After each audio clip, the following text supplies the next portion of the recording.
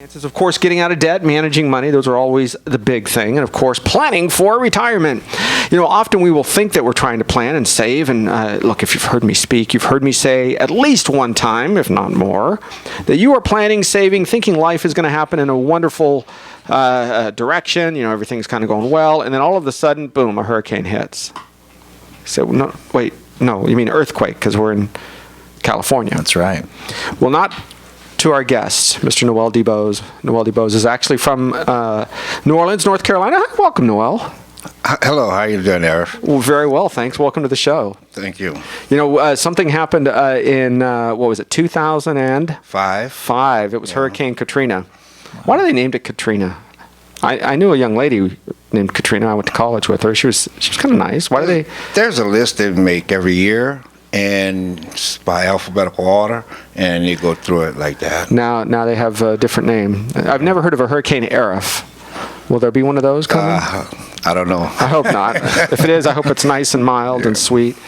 Hurricane Katrina came through New Orleans. If you were not under a rock, living under a rock at the time, then you know that it was one of the most devastating natural disasters in the history of the United States. In addition to that, of course, most people don't realize that Hurricane Rita came right after that, because we were all still worried about Hurricane Katrina. And when that took place, a lot of people lost their homes. A lot of people had to leave the Gulf Coast. And one of those was Noel and Denise. And Noel actually came to Valencia. And many of you, 10 years ago, were there to help. And we're going to talk a little bit about his story here as we go into some disaster preparedness, some things that he did right, some things he wish he would have done differently, because a lot of time you don't think about this. And because we are in earthquake territory, you can switch out the word hurricane for earthquake, and maybe it can help you. But Noel, we met 10 years ago. That's correct. Tell me what you were doing that day that the hurricane hit. Well, the actual day the hurricane hit, we were actually in Lake Charles, Louisiana, because we had evacuated Saturday night prior to the hurricane hitting Monday. And so we were in Lake Charles, Louisiana at the time.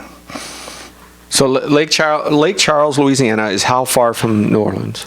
Roughly about 230 miles. Okay, so quite a ways. Yes. So you evacuated? Yes, that's correct. And went up to Lake Charles? Yes. And that is family, friends, or just a place? I have a nephew that owns car dealerships, and he had hotel rooms booked out or something? Booked up for family members, because it wasn't just myself and my family, and it was his sisters and my other brothers and sisters also. Okay. Noel, did you know the magnitude when they asked you to evacuate, whoever that was? Did you know the magnitude of what was coming, and did you prepare for that, or know to prepare for it? Yes. When I got the word that it was a possibility of water coming in, that's all I needed to hear. Right. And I happened to be on a lakefront listening to the radio at the time, and when I got the news of that, and I went immediately home, started boarding up the house, right, and made a phone call to my nephew in Lake Charles. And said, hey, book out some rooms. Yes, because prior to that, the year before, we ran for the Hurricane Ivan, and he was unable to help us because it was kind of like a last-minute thing. And that particular year, well, he was more prepared for us. So this is kind of interesting to me, because part of what happened in this process was one of your sons, one of your boys, left without something. Yeah, well, he left without a lot of stuff, really, because it's generally the thought of going away for a few days and coming right back. And, you're thinking it's like a mini vacation. Exactly. And he left without his shoes. That's kind of where I was going. Yeah, he left with slippers or either sandals or something like that. I think he had flip-flops is what Denise was saying. Yes. And your wife's like, where's your shoes? He said, big deal. All right, we got to go. All right, fine.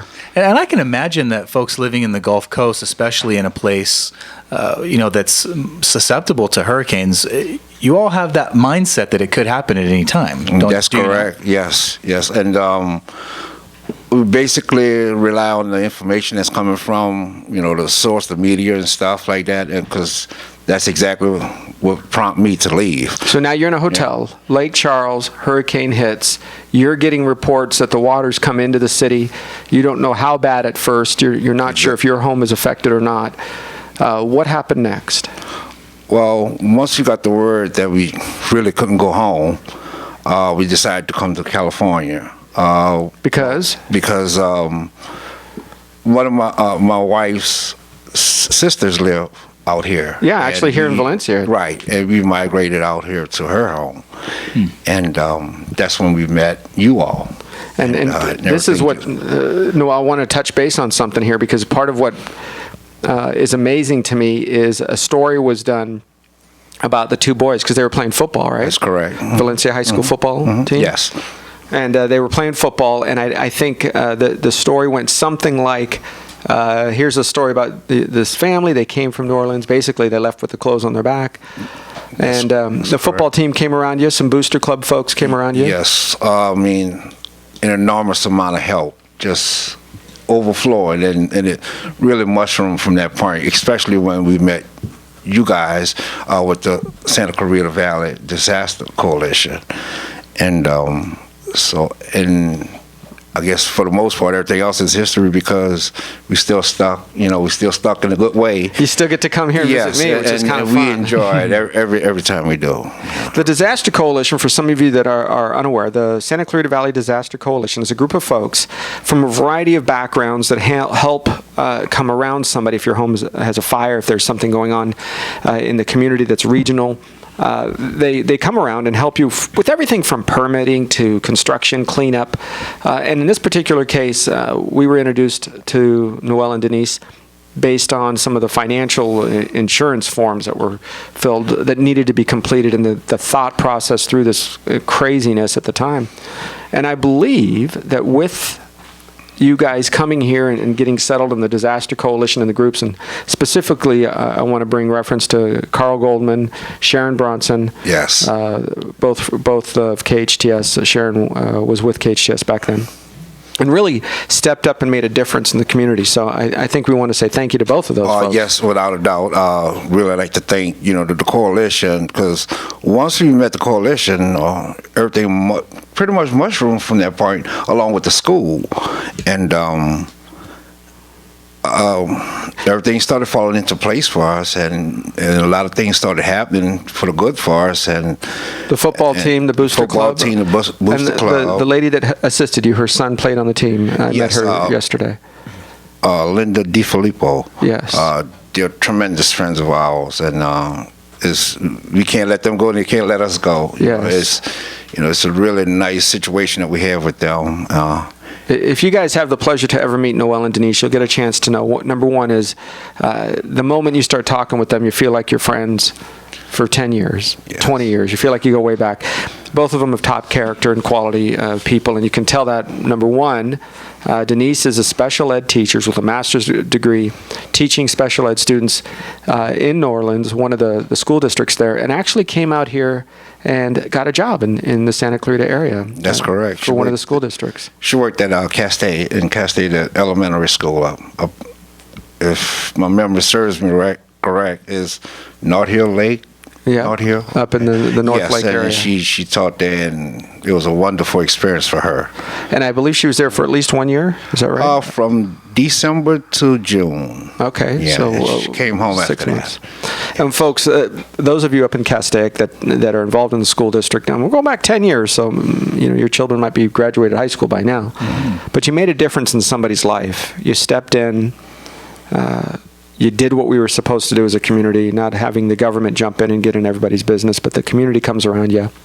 And I think that makes a difference as to who you are in Santa Clarita, what kind of a community we have, and why it's important that we work together. And here's an example of doing that, and in fact making a difference in your life, and shooting that arrow across in this case halfway across the country, so the impact is felt over there, not just over here. Exactly.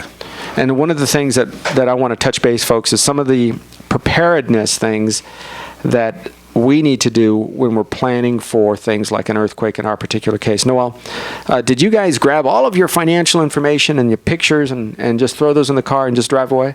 Basically, all our financial stuff was the most important thing. The pictures and stuff like that, well, we didn't give that a second thought because... You were coming back. Yeah, we're coming back.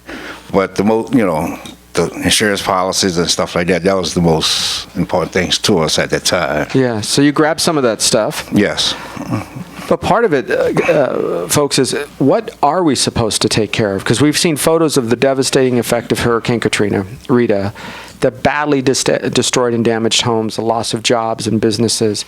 You were fortunate to have a job with, I believe, Lockheed at the time. That's correct. And Lockheed brought you out to here, or you came out here, of course, and they offered you a position at one of their facilities. It wasn't exactly Lockheed. It was Aerospace Dynamics. Okay. They were doing some of the lithium panels for Lockheed at the time, and they offered me a job. And you were able to come out here? Yes. Well, and the reason why I didn't take it because the facility in which where I worked didn't get any water, and I was able to go back home and continue on because the shuttle program was due to end in 2010. Yes. So you were still working on the shuttle program. Yes.